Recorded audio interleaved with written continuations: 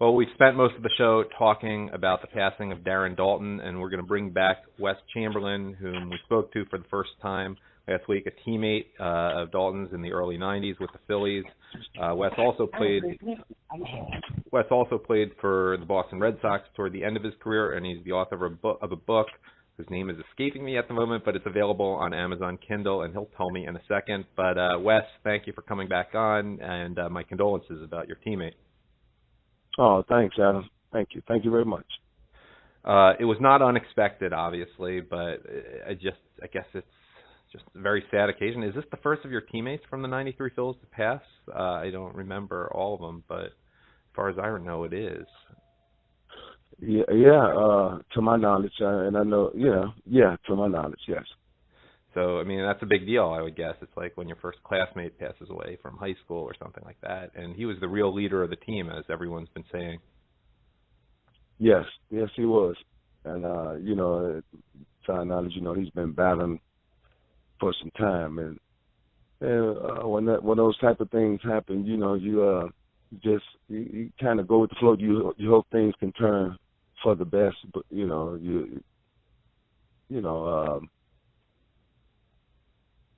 It does. Yeah, it was not unexpected. It happens. Yeah. Right. I mean, right. He came pretty close to death after John Kruk's bachelor party in, I think it was '91. He and Dykstra when they had the car accident. So, I mean, people have been concerned before. But I don't know. You're a very spiritual guy. What do you think about? I mean, inevitably by now you've thought about more spiritual aspects of this. And what does it just make you think about in terms of life and our short time here on the earth? Well, Adam, I mean, we all have a lot of time on this journey in life, and so we don't know the day, the time, nor the hour. And with that being said, we have to make a decision, because it's written first natural, then spiritual. So everything's happened natural, and even though that it's written in the scriptures, carnal mind cannot perceive the things of a spirit because they're spiritually discerned. So when you get to talking about religion, to some people, it become like a politician thing, debatable. So, but it's not debate, I mean, it's either yes or no. It is what it is.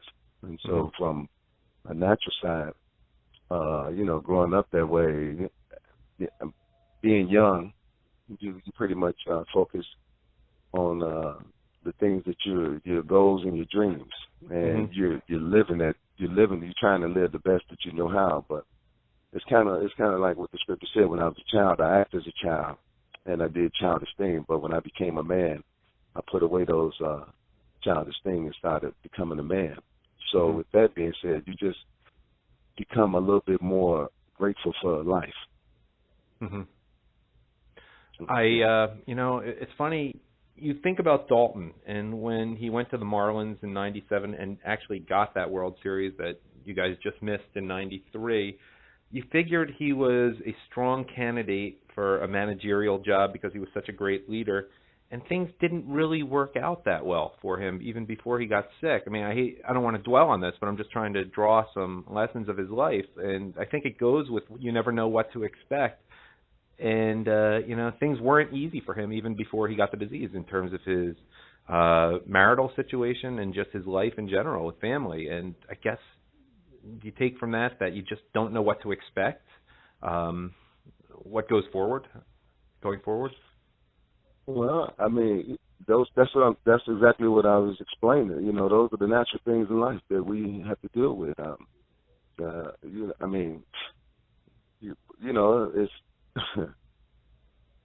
you have to persevere. You have to keep on pressing. I mean, we don't always get what we really want, but we earn what we need.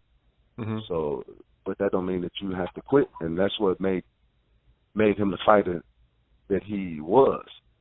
I mean, to know a person, you have to be around that person. You have to spend time with them. And you just don't, you don't quit. You don't give up just because someone says no. I mean, there's a lot of people that have experiences in life, and and they've been turned down, thousands of times, millions of times. But as they share their story, they don't have a quit in them, and that's the type of person Darren was. He had no quit, and when you saw that in a person, and you become a colleague or teammate, teammates is different because you become like a brotherhood, and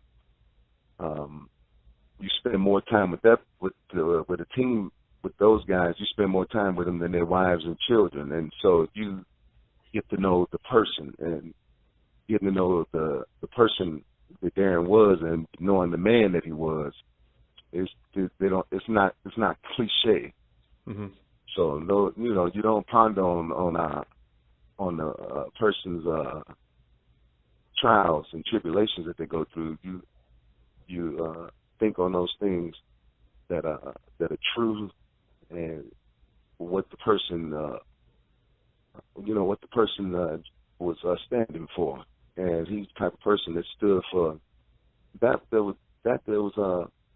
was for other people. I mean, he really, if you got to know him, and if he liked you, he stood with you, and you battled with him. I mean, if he didn't care for you, he still had respect for you, and that's what he brought to the table.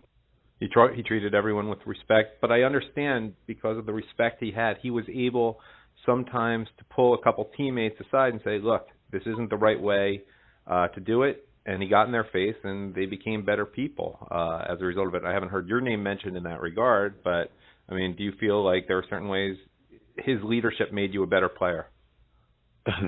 Well, it's probably a good thing that he hasn't heard my name in that way, but I was one of those type of people that he did have to pull to the side because I was a young guy, and that's exactly what a leader does.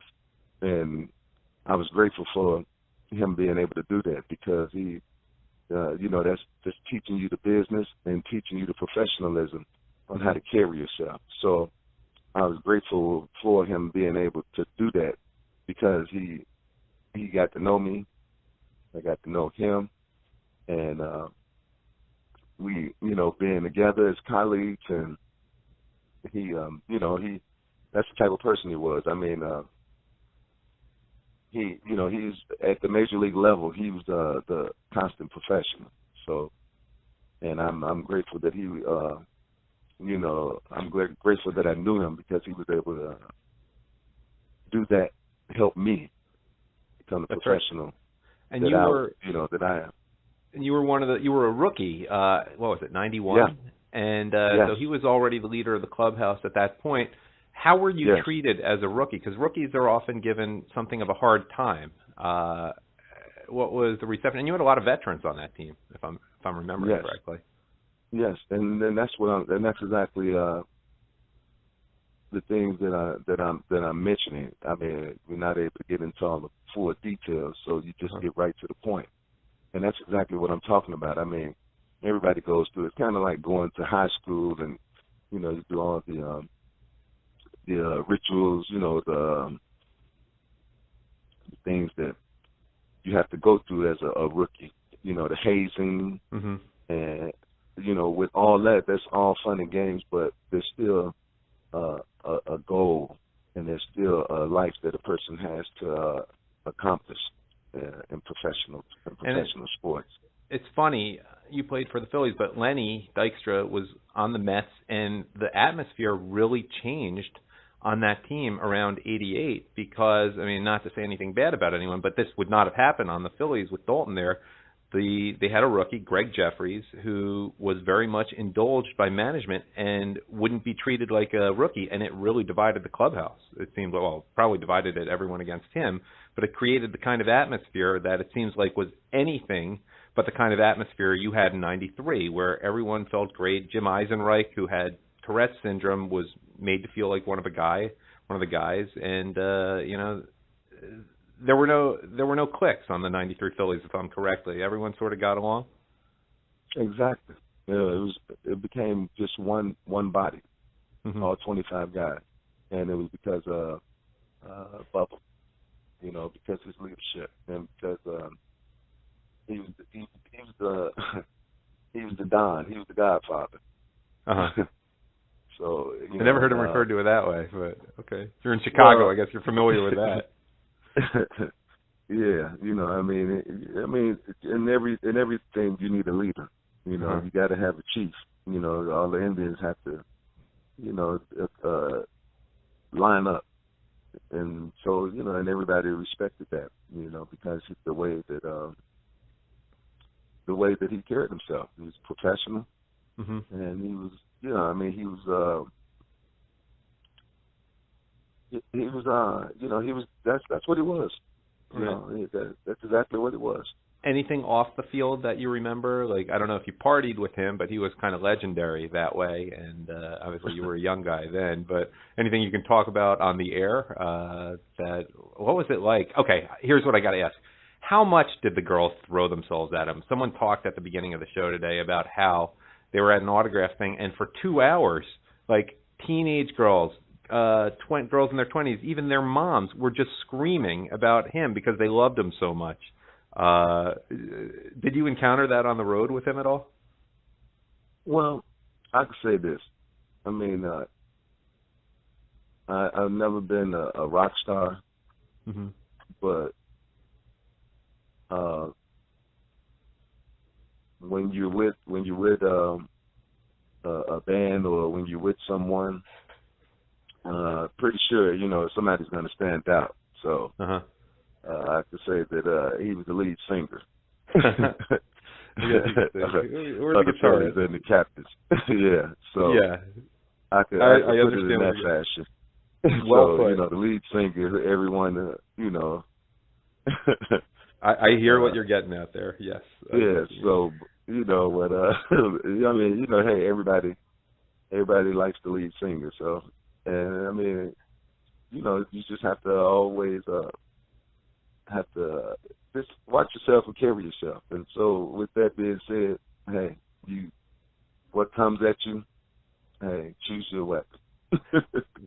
Wes, when you went from the Phillies to the Red Sox, did you have the same sort of leadership? If it was 95 and you guys did make the playoffs that year, unless I have the year wrong in my head.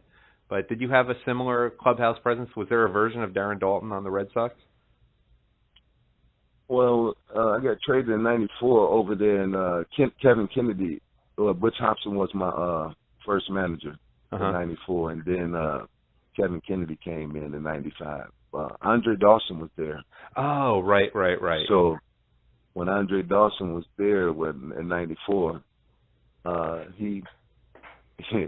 got to know the Hawk, and it was so strange because here's a guy that you watch on television, and now I'm playing with him. And I was like, just wow, I was able to just sit there and just have conversation with him.